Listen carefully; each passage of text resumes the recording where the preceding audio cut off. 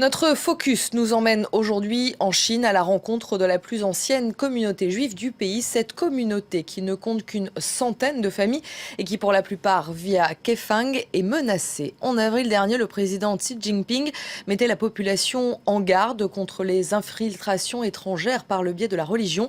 Résultat, les ruines de l'ancienne synagogue ont été détruites, les rassemblements pour les prières ont été interdits. Comment réagissent les juifs de Chine? Élément de réponse avec le reportage d'Antoine Védéier et Charlie Wang. Ils sont arrivés par cette porte. Les premiers juifs de Chine, des marchands venus par la route de la soie, se sont installés à Kaifeng il y a 10 siècles. Un héritage que Guoyan, une guide juive elle aussi, faisait découvrir aux touristes. L'histoire de la plus ancienne communauté juive de Chine, elle la connaît par cœur. Mais depuis quelques mois, elle n'a plus rien à montrer. Les autorités chinoises ont fait table rase du passé.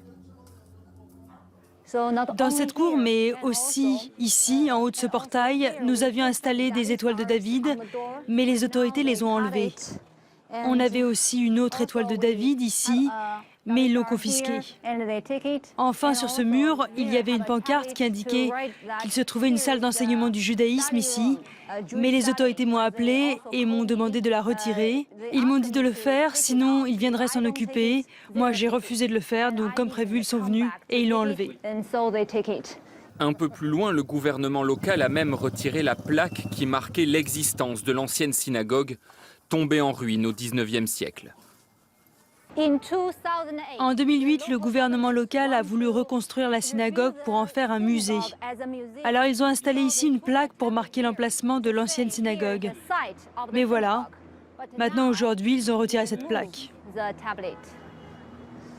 En Chine, seules 5 religions sont officiellement reconnues par l'État.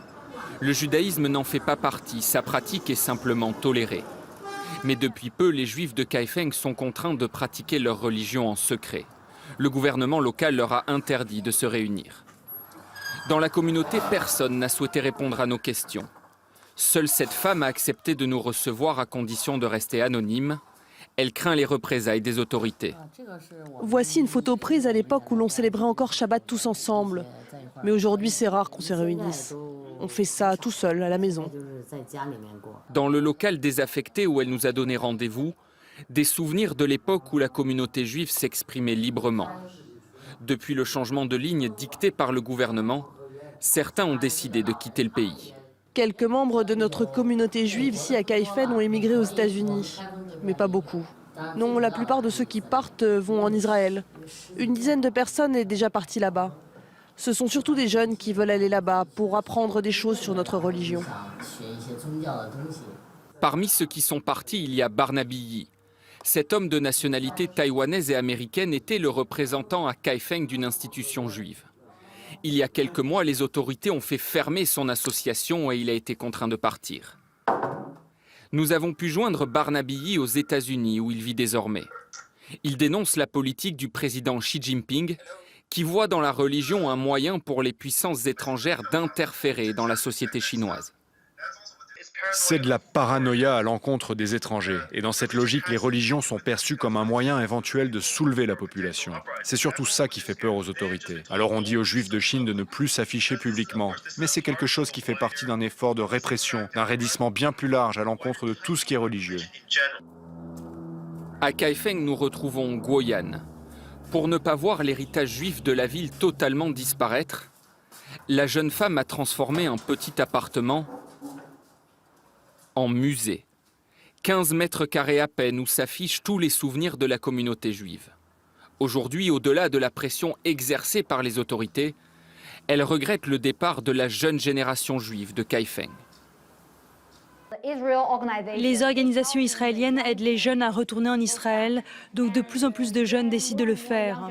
Mais si tout le monde s'en va, les traces de notre communauté ici pourraient complètement disparaître. Et ça nous inquiète. Et puis ce qui m'inquiète, moi personnellement, ce n'est pas seulement le cas des Juifs de Kaifeng, c'est que toute la culture juive chinoise va peut-être disparaître. À l'étage de son appartement, Guoyan tient à nous montrer une dernière chose. Voici une maquette de la synagogue. Une réplique à l'identique construite par son père de l'ancienne synagogue de Kaifeng.